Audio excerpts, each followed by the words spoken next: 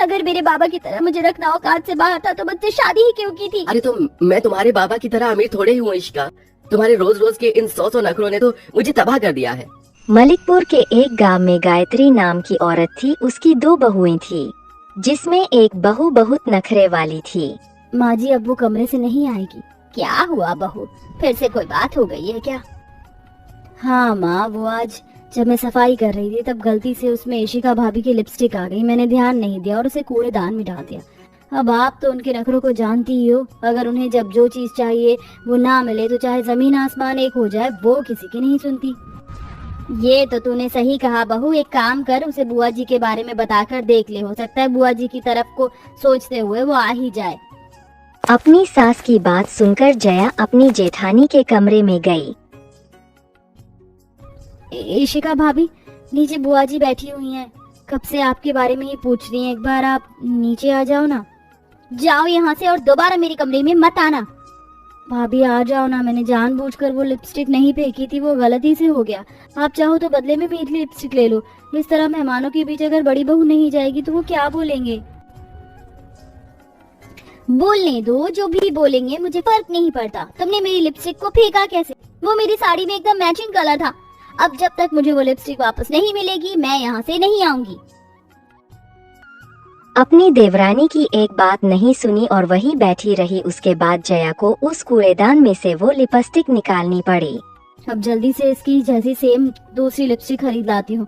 भाभी का भी नखरा खत्म हो जाएगा और वो भी नीचे आ जाएंगी। अब बेचारी जया अपना सारा काम छोड़कर बाजार गई और उसके जैसी मैचिंग की लिपस्टिक लाकर अपनी जेठानी की दी। ये लो इशिका भाभी, आपकी लिपस्टिक मैं अभी अभी ही ढूंढ कर लाई हूँ, लाओ दो। अरे नहीं, थक गई, लेकिन अभी तो मुझे मेहमानों का नाश्ता पानी भी करवाना है। हाँ तो जाओ जल्दी से करवाओ, अपना काम तो तुम्हें करना ही होगा ना। मैं भी आ रही हूँ लिपस्टिक लगाकर। अब वो लिपस्टिक लेकर तैयार होने लगी। नीचे उसका सब इंतजार कर रहे थे।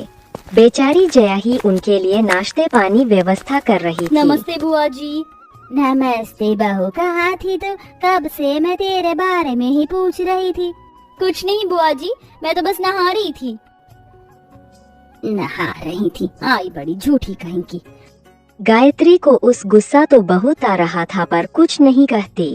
दरअसल गायत्री की 2 बहुएं थी, जिसमें बड़ी बहू बहुत नखरे वाली थी और छोटी बहू बहुत ही साधारण और मेहनती थी। बड़ी बहू कोई काम नहीं करती थी, वो बस नखरे ही करती रहती थीं। इसे ही दिन निकलते गए, उससे सब परेशान होने लगे थे। क्या मतलब है करण जी, आप मुझे पैसे नहीं देंगे? आपको मुझे पैसे देने होंगे, मुझे शॉपिंग करनी है वरना। देखो इशिका, इस वक्त मेरे पास पैसे नहीं है। मैं तुम्हें अगले महीने पैसे दे दूंगा। प्लीज अभी मुझसे ये सब बातें मत करो। अगले महीने तक मुझे इंतजार करवाएंगे? देखो करण, मैं अपने मायके में हर हफ्ते शॉपिंग करती थी। तुम्हारे घर आने के बाद मैंने महीने में 3 बार शॉपिंग करना शुरू किया है, लेकिन अब तुम मुझे 3 से भी कम बार शॉपिंग करने को बोल रही हो। अरे तो मैं तुम्हारे बाबा की तरह अमीर थोड़े ही हूँ इशिका। तुम्हारे रोज रोज के इन 100 नखरों ने तो मुझे तबाह कर दिया है। अपने पति की डांट सुनकर इशिका की आंखों में आंसू आ गए और बात बिगड़ने लगी। अगर मेरे बाबा की तरह मुझे रखना औकात से बाहर था तो मुझसे शादी ही क्यों की थी? इशिका तुम्हें। दोनों के बीच बात आगे बढ़ने लगी थी कि इतने में जया उनके बीच आ गई। अरे जेठ जी और जेठानी जी, आप ये कैसे लड़ रहे हो? सारा मोहल्ला हमारे घर में होगा अगर आपने और आवाज तेज की तो। जेठ जी आप ऑफिस जाइए और जेठानी जी आपको शॉपिंग करनी है ना, लीजिए ये पैसे, माँ ने आपके लिए भिजवाए हैं। और जेठ जी आप जाइए। नहीं चाहिए मुझे ये पैसे, जाओ यहाँ से। इशिका अब अपने कमरे में मुंह फुला कर बैठ गई और उसने अपनी सास के दिए हुए पैसे भी वापस कर दिए, क्योंकि उसे अपने पति से पैसे चाहिए थे। वो पूरा दिन मुंह फुला कर कमरे में ही रही। जब शाम को उसका पति घर आया तो उसे ही मनाना पड़ा। हाँ चल बहू, ये इशिका बहुत बड़े नखरे वाली है। चाहे जो भी हो, अगर उसका कहा नहीं माना तो घर में कभी शांति नहीं रह सकती। देखा ना तूने आज भी क्या हुआ। मेरे करण के पास पैसे नहीं थे, लेकिन तब भी वो महारानी शॉपिंग को जाकर ही मानी। कोई बात नहीं है माँ, वो अमीर घराने से है ना, तो ऐसा हो जाता है। और अगर हमें घर में खुशहाली बनाए रखनी है तो यही बेहतर है कि उनकी सभी ख्वाहिशों को पूरा कर दिया जाए। दोनों सास बहू जैसे तैसे अपना मन समझा लेती है और आपस बातें करने लगती है। ऐसे अगले दिन सवेरे। भाभी, आप अगर रसोई में आ ही गई हो तो मुझे आटे के लिए थोड़ा और पानी दे दो। क्या कहा? पानी दूं? हाँ चल, मैंने अभी आज ही सैलून से अपने नाखून करवाए हैं, मैं अभी पानी वगैरह नहीं दूंगी। और हाँ, एक और बात, मैं यहाँ नौकरी बजाने नहीं बल्कि सिर्फ अपने लिए हनी लेने आई थी। अच्छा, आटा मलने के बाद मुझे एक पराठा बनाकर दे देना, मन कर रहा है। इशिका अपना ऑर्डर देकर चली गई। जया बेचारी उसे कुछ भी कहती नहीं थी और इशिका जेठानी होने का फायदा उठाती रहती थी।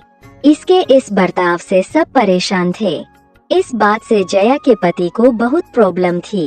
वो उसे जब भी देखता था तो जया उसे रसोई में ही मिलती थी। इसलिए एक दिन। क्या बना रही हो आंचल? कुछ नहीं, बस वो जेठानी जी का खीर खाने का मन हो रहा था तो वही बना रही हूँ। ये सुनकर उसके पति का मूड खराब हो गया। उनका मन था तो उन्हें ही बनानी चाहिए थी ना। तुम क्या घर में काम कम देखती हो जो बेकार के कामों में भी लग जाती हो?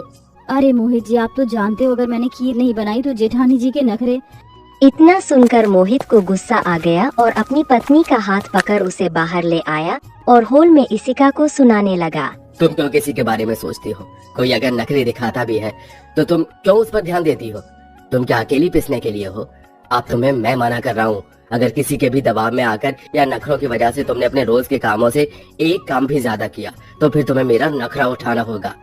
ये सब सुनकर इशिका भी वहां न गई और उसने मोहित से बोला, क्या बात है देवर जी, बात मेरी करनी है तो सामने से कीजिए, ऐसे दब्बुओं की तरह नहीं। जाओ भाभी, मुझे आपसे बहस नहीं करनी है। क्या मतलब है कि मुझसे बात नहीं करनी है? मेरे बारे में आपको बात करनी है लेकिन मुझसे नहीं। ये क्या बात हुई?